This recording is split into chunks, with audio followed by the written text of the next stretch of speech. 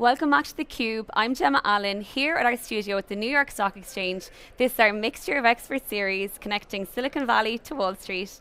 And joining me today is a woman who is no stranger to big bets and capital markets. Raphaelle CEO and Chief Investment Officer at Decoding Discontinuity. Welcome to theCUBE. Thank you for having me, it's a pleasure. So Raphaelle, you have had an interesting career, a fascinating time, I think, to be in the hedge fund space generally. Talk to me a little bit about, what brought you to this space, what this last 10 years have been like for you, living between Europe and the US as well, which is, of course, very interesting. Bring us up to speed on your journey. Sure, well, so I didn't start in tech. I have a background in finance, strategy, I have a legal JD also, so I'm at first not from the tech space.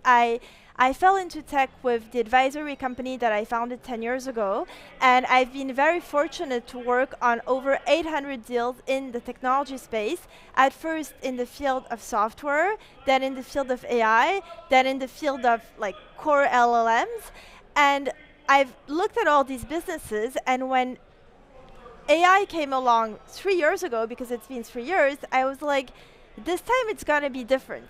This is not just going to be about companies that are technological companies, this is going to be about a major disruption. And so I started really researching this AI discontinuity and said, well, this is not something that is like linear disruption, this is something that is going to completely change the profile of the growth profile of a company, and we need to understand what that growth profile is going to look like in a completely unknown and fast changing environment. So I started really understanding what does this AI tech stack look like, where is the value accruing, etc. And I did more and more and more research. I was very privileged to work on the leading AI round, so got an in-depth look at companies like CoreWeave, like Anthropic, like OpenAI. So I was like, well, this is going to create a massive $1 trillion value dislocation, more than $10 trillion of value dislocation. And the architectural resilience, how are these companies, regular tech and non-tech companies, how are they positioned for this AI transition? And more so for the agentic AI transition, which is really the paradigm that we can talk about. Well, we need to understand which companies are on the right side of history and which companies are on the wrong side of history. And so there needs to be a methodology. So I built a methodology that is called the durable growth mode. What do durable growth modes look like in the age of AI and agentic AI, which is both financial adaptability and architectural resilience. So I really mixed the technological component, the financial component to see, well, what is the architectural resilience of a company and how does that translate into more or less value? So I started screening the whole S&P 500 and I was like, wow, there is actually companies that have huge pockets of value that is not seen to date, and companies that are sitting on the verge of huge value destruction. And so I want to invest behind those convictions. And so the methodology is something that I refine it every day. This is my passion. I refine. I started studying agentic AI at Berkeley recently to get even more into depth. Now I do have this more computer science background, which I didn't have at first, but I'm just fascinated by what is going on. Wow. And you mentioned some companies there like Anthropic, OpenAI, CoreWeave, right? They were companies no one really knew of in mainstream dialogue 5 years ago. Right. The speed to market, the impact, the big bets, the amount of which they now dominate GDP, it's huge, right? And it all kind of relays back to this question around if there's an AI bubble, what is meant by an AI bubble? Is it an AI bubble? Is it a compute challenge? What is really happening? Break that down for me, break down that, narrative. So I think that if we look, we're 3 years on into ChatGPT, right? Happy birthday, ChatGPT. So again, AI didn't start existing when ChatGPT came to the public, but let's put that as the starting point. If you look at what has happened in the last 3 years, and in particular in the last 6 months, in terms of intelligence capabilities, PhD level reasoning or not, in terms of coding capabilities across all of the different benchmarks, if you look at the adoption of that technology, like the numbers speak for themselves. Like we have models now, Gemini 3 being one of the latest, and we also have models from China, like Kimi K2 Thinking is pretty impressive. We have models now that reason like a PhD level student that did not exist 6 months ago. We have models that can actually, like, that are so good at coding that it's like, I think that's one of the categories that is in businesses that is going to be disrupted, number one, and which is already happening with very high growth companies that are like killing it on this market. So this is very real. Now, if you look at the adoption rates of like Anthropic, OpenAI, I mean, Anthropic, I was at Dealbook Summit yesterday with Dario, and he was giving the figure. So this is public. Like, the company went from 1 billion ARR, so annual recurring revenue, to like 10 billion this year, projected 10 billion. He doesn't know, we don't know, but like, let's say, so 10 times. Some people are saying that it's going to be like 70 billion ARR next year. He said that he didn't want to give a number, but I mean, the numbers, we're talking about like a 10x increase in ARR. So 10x increase, like, that is completely unknown, and that's very real. So the fact that we're saying that there's a bubble, I think we need to really break down the components. Like, you have these this exponential progress. You have a bottleneck on compute, on training compute, on inference compute. Like, you have to make the distinction, which I'm not seeing enough in the press. Like, all compute is not equal. Training is like one shot. It's to train models that are better and better. Inference compute is like, what is the compute that you use to actually have the model work and produce the day-to-day application. So all of these neo-clouds and the hyperscalers do not address the same needs. So yes, there is a compute bottleneck. There is an exponential growth, and there is trillions of value that is yet to be captured by tech and non-tech companies that are at the 1% of their agentic AI transformation.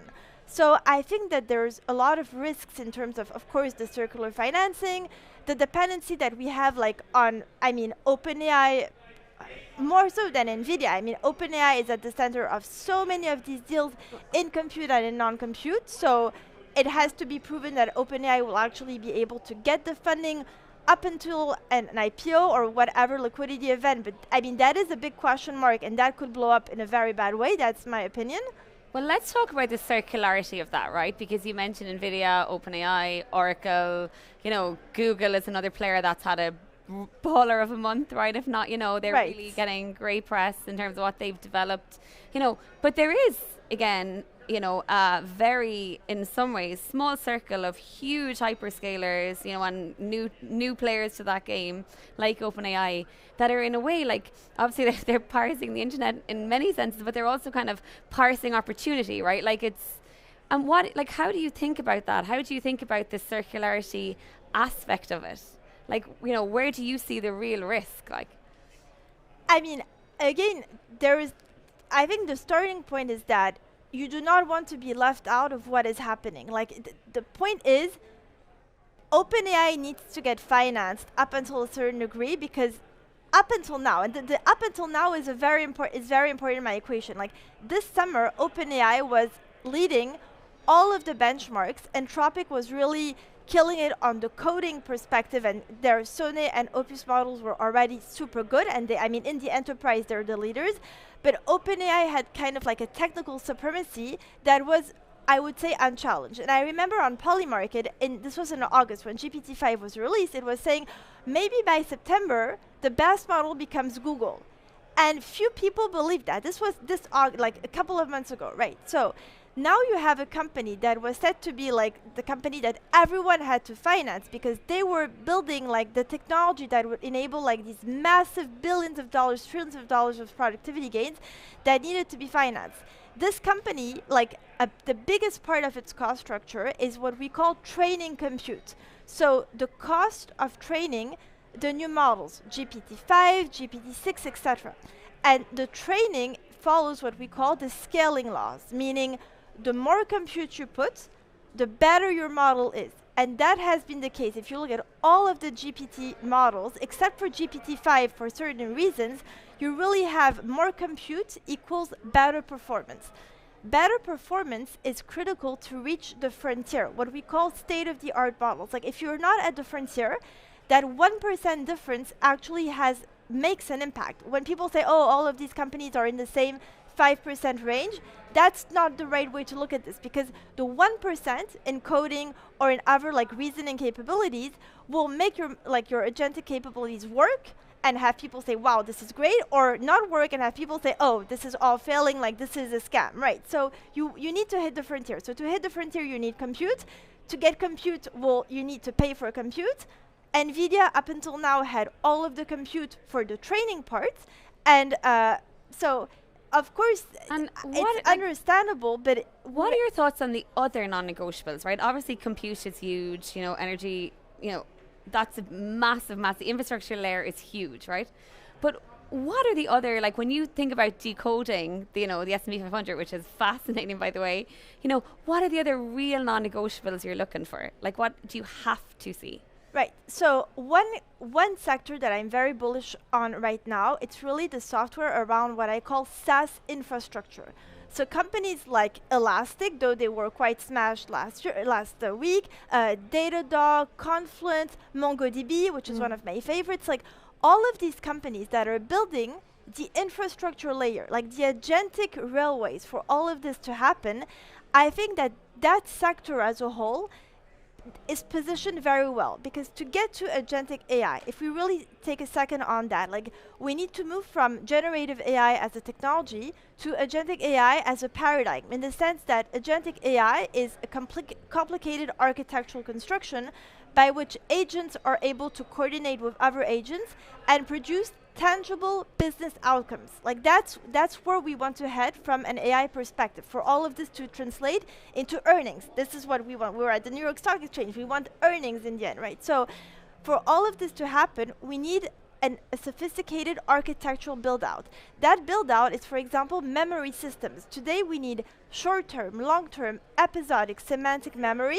Well, we need companies that are building that. We need like observability tools. We need to make sure that agents are going to say, like LLMs, and so agents are going to say the same thing when they're called upon like 1,000 times, that there's not going to be 1,000 different responses, because otherwise it doesn't work. If you're working for a financial or healthcare institution and you have 1,000 different responses on a single LLM call, that doesn't work. So there's a lot to be built over the next months and the next, I don't know if it's the next months or next years, but for sure the next months, to make this architectural construction a reality, because it is not. Agentic AI today, like we have AI agents, we don't yet have true agentic AI. And so we want to get that working. When that works, we will have like something that allows for much more expansion. So I think that whole sector I'm very bullish on. Do you think we don't have like true agentic AI yet, because like your true supercomputers per se, because the capability isn't quite tuned, or because the energy constraints aren't met? Like what do you think is, like, if you were to sum it up really quickly, like what do you think is truly the bottleneck? And what do you think we need to do to get there? Like, because it feels like it's always 5 years away, right? Like, no, so I think like if you take agentic AI, what we need is models that are at the frontier and models that are super good at coding. I've published on this, like I think coding is the wedge. Like if you're able to crack the coding use case, that's how you go into the whole like enterprise system. So we needed models that are able to be like extremely good at coding. If you look at Kimi K2 thinking, the new Chinese model, like it's called the agentic AI LLM. Like the marketing works well. Gemini 3 like communicates a lot in that. So we are only starting to reach. This is like, we're talking about the last month. This is not the last 6 months. This is literally the last 30 days, right? We have models now that are really hitting the frontier on what matters for agentic AI to work. So in my perspective, like, of course, infrastructure, like energy is a bottleneck, but I see that as a bottleneck to train the next LLMs. For me, that is like, those models are still coming out. Like we do have like a ChatGPT 5.1, we have Opus 4.4, 4.5. So of course, it's a critical bottleneck, and I don't mean to say that it's not important. Energy is critical, but if you're asking right now, is energy preventing like agentic AI advancements? I don't think mainstream, I guess. Yeah. Right. Yeah. No. It's two parallel things that need to work together. And yes, can we afford to have like 3 years of queue to access the grid? Of course not. So this is why you're seeing companies. I mean, I commented on the Fermi IPO. I mean, Fermi got valued like crazy numbers because they were able to have like that vertical integration and have access to like the grid and a private grid. So that does matter. We're seeing some neoclouds that have this value proposition. Because you mentioned IPOs, and we're here at the NYSE, right? And we had a tag earlier on this week, make IPOs great again, right? And we're hoping to see, research in the number of IPOs. But in that LLM category, the big disruptive players, the companies we didn't know about that now dominate the conversation, Anthropic, OpenAI, I know they have like Anthropic is unique and it's kind of like, Acri format, but Perplexity, Mistral, whatever, a lot of these companies, like, do you think that there's almost a safety in, staying private for like this very ambiguous, period of time? Like, how do you see the IPO strategy playing out? Well, I think that a part of the market that should not go public right now, it's like SaaS. I think I'm seeing SaaS it's a bloodbath. Like a SaaS company today, like you're going to IPO and it's like, oh my God, are you still alive? Is the company still relevant in the age of agentic AI? I'm seeing that if you look at all of the value destruction that is happening right now, I mean, enterprise software has been hit really hard. Like companies like Adobe, Salesforce, ServiceNow that are like some of the best companies, like Adobe and Salesforce are over like 30% down over the last 12 months. ServiceNow is done like I think is down more than 20%, and it's one of the most resilient names in software. So I think right now the IPO markets are really trying to make sense of this discontinuity. They don't name it like that, but that's what is happening. So now comes those AI companies that have completely different profiles of growth. Like again, from 1 billion to 10 billion to 100 billion of ARR. Like that is not your typical growth curve of a SaaS company. They're coming to the market, and at the same time, people are saying, well, this is all commodity, like LLMs are a commodity. So, I mean, there needs to be an education for the market, because would you be doing an IPO when people think that what you're doing is a commodity? No. Well, what does Anthropic has? Anthropic has an orchestration layer. They launched the MCP, the Model Context Protocol, in November. So Anthropic, they're not just like an LLM. They actually have a very strong orchestration layer that is where they build their durable growth moat. So there is a market education that needs to happen to understand these objects are different from those of the previous tech waves. They have their own like an anatomy, like that's the term, and this is what a good anatomy looks like, and this is what a bad one looks like.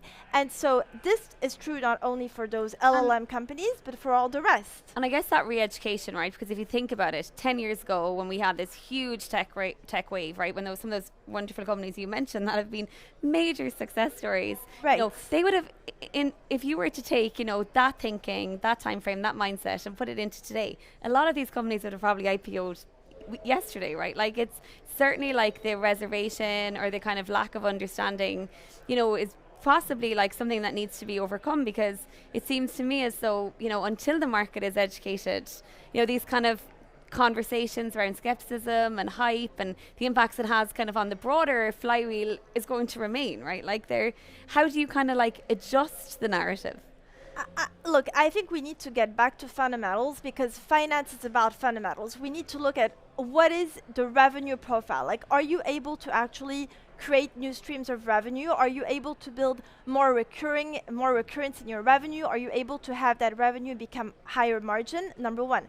Second, what does your margin structure look like? Are you able to actually like change the cost of your cost structure, because you're able to leverage AI and agentic AI across your P&L, starting with like R&D and going to other functions. So for this to be beyond a bubble, beyond any speculative debate, and this is going to be the case for 2026 and beyond, and which I'm very excited about, it's how does this now translate to like real financial stuff, which is what we care about in the end. It's like, how does this technology that is great, and that, again, I'm a big believer in, how does that mean that company A or company B has a better P&L, has a better CapEx profile, and is able to deliver better returns to its shareholders or not? And I think we are going to start seeing that in 2026, of course in 2027, and this is when we're going to have a bifurcation between companies that are able to actually capture those gains,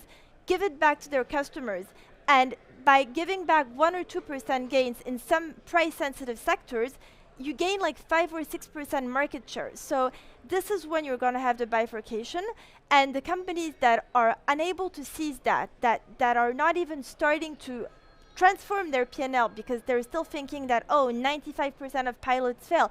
Well, a pilot will obviously fail if it's not done with a clear business outcome. Like, this has made me sick. Like this, oh, the MIT study, the pilots don't work. But to design a pilot... They're very restricted sample sets, right, too? No, I mean, but I don't... Qualitative and quantitative challenge with some of those studies, right? Like, no, I mean, I'm a big believer in research and its importance, but I do think that there are some shortcomings, right, with some of this stuff. It's too easy. Like, again, I can tell you, like, studying this right now, agentic AI is not yet a reality. Like, no one will say the contrary. Is there a ton of research by very good students being done on multi-agent systems, on reward systems, on emergent coordination behaviors in LLMs? All of this is happening as we speak. There are thousands of super talented students, thousands or hundreds of super talented students that are working on this. So it's going to work at one point. It's normal that it does not yet exist. I'm not questioning that. But as a CEO, as the business leader, you need to navigate in this discontinuity, because otherwise the growth curve is not just going to go this way, it's going to go to zero, and that's going to happen next year. Because if your competitor, if you're in a cost-sensitive industry, which is most of the industries, and your competitor is able to get a 2% margin gain that you have not even started approaching because you don't believe in agentic AI, well, that's a problem. So again, I have no stakes in agentic AI, which is a technological concept. I just think that the danger of not moving and of not doing the homework on what is at stake is, for me, very dangerous. So, Raphaelle, quick last few seconds. Wonderful to have you here in theCUBE.